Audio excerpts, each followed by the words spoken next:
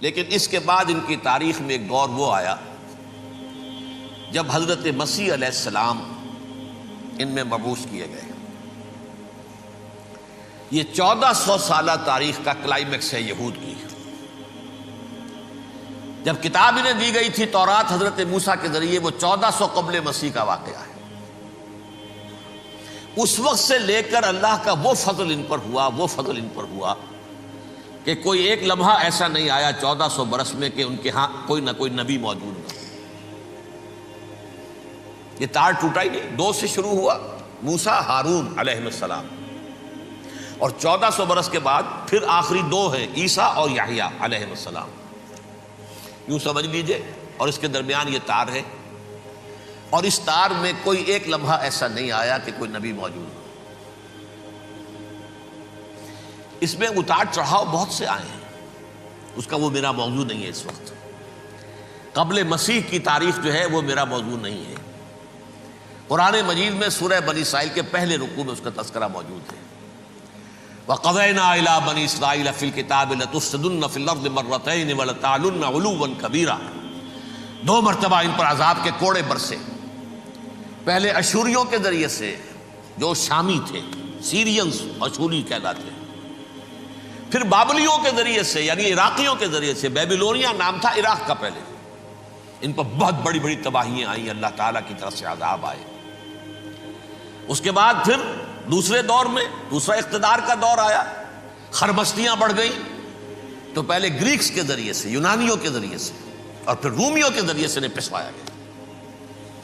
یہ دور گزر چکے تھے ان پر، 2 عروج کے دور اور 2 زوال کے دور۔ میری چھوٹی سی کتاب ہے تنظیم اسلامی کا تاریخی پس منظر، شاید 6-7 روپے کی ہوگی، اس کو آپ دیکھیں گے تو اس میں اس کا پورا نقشہ آپ کو مل جائے گا۔ ویسے تو یہ کہ میری جو ذرا بڑی کتاب ہے سابقہ اور موجودہ مسلمان امتوں کا ماضی، حال اور مستقبل، اس میں میں نے ان معاملات پر بڑی تفصیل سے بحث کی۔ بہرحال یہ جو دور تھا ان کا 1400 سالہ، وہ اونچ نیچ سے ہوتا ہوا جب آیا ہے حضرت مسیح کی بعثت پر، تو ان کی شرارت کی انتہا یہ ہو گئی کہ اللہ تعالیٰ نے مسیح کو رسول بنا کر بھیجا، رسولاً الی بنی اسرائیل۔ حضرت موسیٰ اور حضرت عیسیٰ کے درمیان رسول کوئی نہیں ہے، سب نبی ہیں۔ حضرت موسیٰ رسول تھے اور حضرت عیسیٰ رسول ہیں۔ درمیان میں داؤد ہو، سلیمان ہو، یشعیاہ ہو، زکریا ہو، یہ سب نبی ہیں، یحییٰ نبی ہیں، رسول نہیں ہے۔ لہذا وہ شہید کر دیے گئے، رسول شہید نہیں ہو سکتا، قتل نہیں ہو سکتا۔ لیکن عیسیٰ اور موسیٰ کے درمیان 1400 برس ان کے جو ہیں، اس کا کلائمیکس ہے حضرت مسیح علیہ السلام کی بعثت، اور حضرت مسیح علیہ السلام کو جسے اللہ نے اپنی روح قرار دیا، روح منہ، کلمتہ القاہا الی مریم، اللہ کا کلمہ، عظیم ترین معجزات۔ انہوں نے کیا کہا؟ یہ ولد الزنا ہے، حرام زادہ ہے، معاذ اللہ، نقل کفر نہ باشد، یہ جادوگر ہے، یہ مرتد ہے، یہ واجب القتل ہے۔ اصل حکومت اس وقت رومیوں کی تھی حکومت، لیکن انہوں نے انہیں آٹونومی دے رکھی تھی، اپنے مذہبی معاملات تم خود طے کر سکتے ہو۔ تو کائفاس جو اس وقت کا ان کا ہیڈ ربائی تھا سب سے بڑا، اس کی عدالت نے فیصلہ کیا مسیح کو سولی چڑھا دیا جائے۔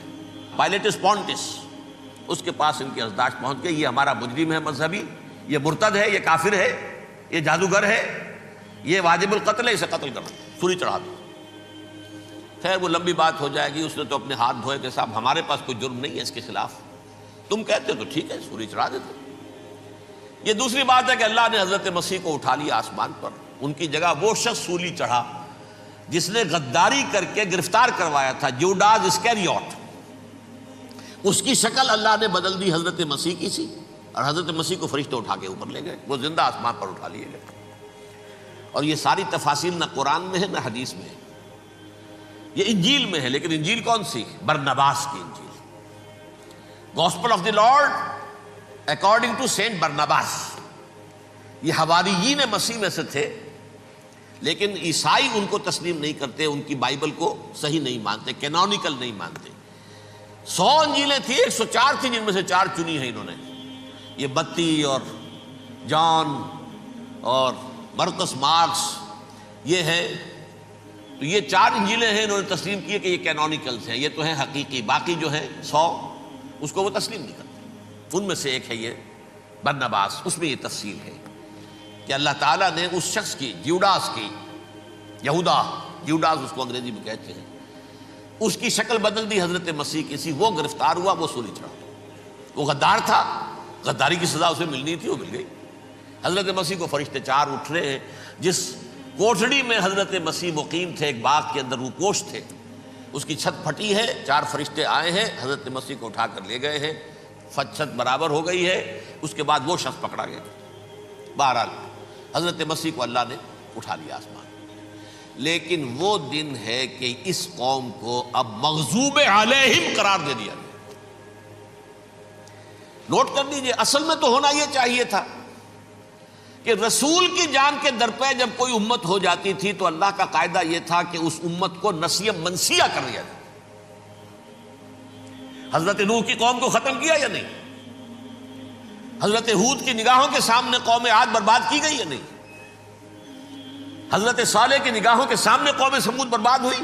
یہ اللہ کا قاعدہ رہا۔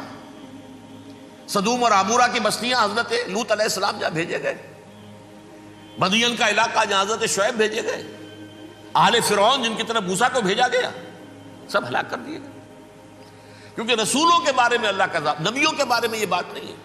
نبی آیا، اس نے دعوت دی، جس نے مان لیا اچھا کیا، اپنے لیے اچھا کیا، نہیں مانا اس کی اپنی جو ہے آپت برباد ہو گئی۔ دنیا میں کوئی فیصلہ اس کا نہیں ہوتا، لیکن رسولوں کا معاملہ یہ ہوتا ہے کہ دنیا میں وہ اللہ کی عدالت بن کر آتے ہیں۔ مانو گے تو بچو گے، نہیں مانو گے ہلاک ہو جاؤ۔ تو اس اعتبار سے وہ مستحق تو ہو چکے تھے اس کے کہ انہیں ہلاک کر دیا جائے۔ اب اللہ کی کوئی خصوصی مشیت ہے، اس میں کیا حکمت ہے، وہ ہے ایک حکمت، میں بعد میں اگر وقت ہوا تو بتاؤں گا۔ فیصلہ یہ کیا اللہ نے کہ حضرت مسیح کو تو اٹھا لیا زندہ، اور ان کی رسی ابھی مزید دراز کر دی، کہ ان کو ابھی مہلت دے دی کہ تمہیں آخری استیصال، جس کو عذاب اکبر کہتا ہے قرآن، سورہ سجدہ جو حضور ہر جمعے کی پہلی رکعت میں فجر میں پڑھتے تھے، وَلَنُذِيقَنَّهُم مِّنَ الْعَذَابِ الْأَدْنَىٰ دُونَ الْعَذَابِ الْأَكْبَرِ لَعَلَّهُمْ يَرْجِعُونَ۔ چھوٹے چھوٹے عذاب اور ایک بڑا عذاب، جبکہ قوم بالکل برباد، نسیم منسیہ، کأن لم یغنوا فیہا، ایسے ہو جائیں جیسے کوئی تھے ہی نہیں آبادیاں، لا یرا الا مساکنہم، اب ان کے مسکن نظر آتے ہیں، مکین نظر نہیں آتے۔ یہ عذاب اکبر جو ہے وہ ان پر نہیں آیا، حالانکہ وہ مستحق ہو گئے تھے اسی وقت۔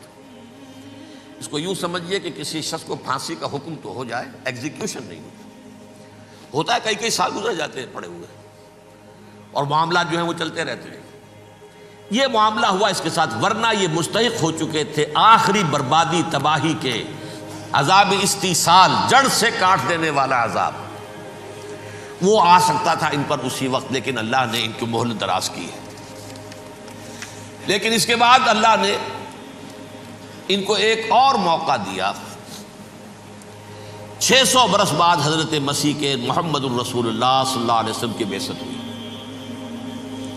اور یہ میں سمجھتا ہوں کہ اس قوم پر اللہ کا اتنا بڑا فضل تھا، اتنا بڑا فضل تھا، اتنا بڑا فضل تھا۔ اب پھر ایک موقع دیا، عسیٰ ربکم ان یرحمکم وان عدتم عدنا، دیکھو اب بھی تمہیں ہم ایک موقع دے رہے ہیں، تمہارا رب تمہارے اوپر اب بھی فضل کرنے کو تیار ہے، رحم فرمانے کو تیار ہے۔ ان ھذا القرآن یہدی للتی ہی اقوم، اس قرآن کے سائے میں آ جاؤ، یہ شاہدرا ہے ہدایت میں آنے کا، اس میں داخل ہو جاؤ، محمد کی تصدیق کرو صلی اللہ علیہ وسلم، دامن محمدی میں آ جاؤ، اب بھی ہم تمہارے گناہ بخش دیں۔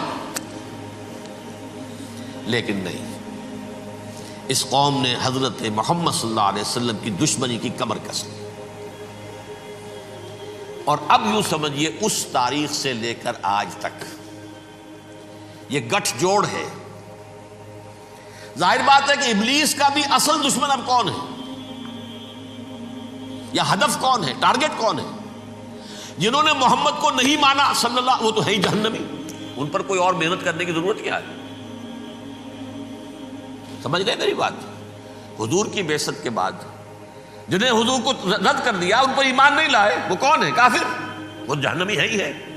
لہذا اس کے اوپر کوئی محنت صرف کرنے کی ابلیس کو ضرورت نہیں، اس کا اصل ٹارگٹ امت محمد ہے صلی اللہ علیہ وسلم۔ وہ ساری نوع انسانی کی دشمنی اب آ کر مرکوز ہو گئی ہے امت محمد صلی اللہ علیہ وسلم کی دشمنی پر۔ اور اسی طرح یہود کا معاملہ، اگرچہ ویسے پوری نوع انسانی کے دشمن ہیں، انہیں حیوان سمجھتے، ان کی جان مال اپنے لیے مباح سمجھتے ہیں، جس طرح چاہیں لوٹے کھسوٹے کھائیں پیے انہیں، لیکن اب ان کی بھی دشمنی کا سب سے بڑا مرکز امت محمد۔ کیوں؟ وہی تکبر اور حسد، وہی بیماریاں۔ انہیں تکبر یہ ہو گیا تھا کہ 2000 سال سے یہ نبوت ہماری میراث، ہماری جاگیر، بنو اسرائیل کے اندر سینکڑوں نبی آئے، 3 کتابیں اللہ نے ہمیں عطا کی، یہ کہاں سے آ گیا محمد صلی اللہ علیہ وسلم؟ معاذ اللہ ثم معاذ اللہ، یہ امیین میں سے، یہ جنٹائلز میں سے، یہ گوئنز میں سے، یہ حقیر ان پڑھ، کہاں ہم کہاں یہ نہیں تسلیم کریں گے۔ حالانکہ قرآن کہتا ہے یعرفونہ کما یعرفون ابناہم، ان کے علماء ایسے پہچانتے تھے حضور کو جیسے اپنے بیٹوں کو پہچانتے ہیں کہ یہ آخری نبی ہے، لیکن تکبر اور حسد کی آگ میں جل اٹھے۔ اب ان کے بھی دشمنی کس سے ہے؟ محمد اور امت محمد صلی اللہ علیہ وسلم۔ یہ گٹھ جوڑ ہے۔ اب دیکھیے، یہ ہے میری گفتگو کا اب تک کی گفتگو کا حاصل، یہ گٹھ جوڑ، ایک غیر مرئی دنیا، انویزیبل دنیا کا ابلیس لعین اور جنات میں سے اس کے لشکری فوج، انسانوں میں سے ویسے تو اور بھی بہت جگہ اس کے ایجنٹ ہیں، مسلمانوں میں بھی ہے، لیکن بحیثیت قوم، بحیثیت مجموعی، ایک پوری قوم، ایک پوری نسل جو ہے اس کے ساتھ گٹھ جوڑ ہے۔ ان دونوں کی گٹھ جوڑی کے ساتھ یہ دشمن دون ہیں انسانیت کے، پہلا دشمن ابلیس لعین، عزازیل لعین، اور دوسرے دشمن یہود ملعون۔ صلی اللہ